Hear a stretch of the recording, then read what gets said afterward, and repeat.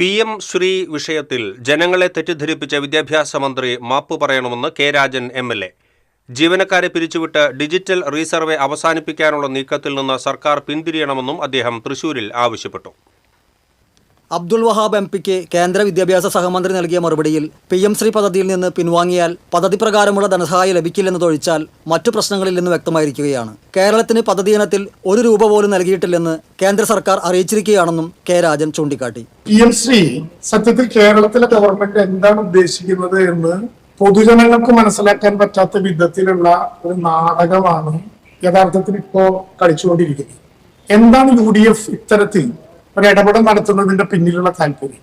PM Shri പദ്ധതി നടപ്പിലാക്കണം എന്ന് ആരാണ് കേരളത്തിലെ ഗവൺമെന്റിനെ ഇങ്ങനെ സമ്മർദ്ദത്തിൽപ്പെടുത്തുന്നത്?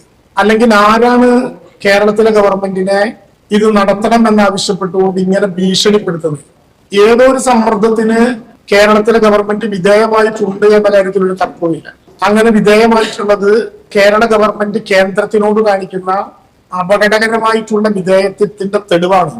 കേരളത്തിൽ PM ശ്രീ നടപ്പാക്കാൻ ആരാണ് സർക്കാരിനെ സമ്മർദ്ദത്തിലാക്കിയിരിക്കുന്നതെന്ന് മുഖ്യമന്ത്രി തുറന്നു പറയണം. PM ശ്രീ വിഷയത്തിൽ UDF സർക്കാരും വിദ്യാഭ്യാസ മന്ത്രിയും ജനങ്ങളെ കബളിപ്പിക്കുകയാണെന്ന് തെളിഞ്ഞു.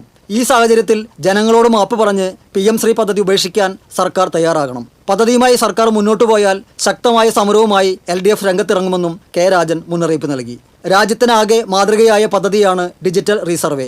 ഇത് അവസാനിപ്പിക്കാനുള്ള നീക്കം ഭൂമാഫിയകൾക്കാണ് ഗുണം ചെയ്യുക.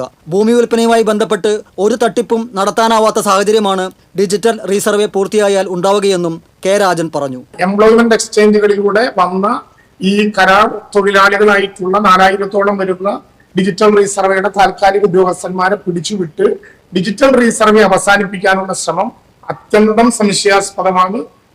TCV തൃശൂർ.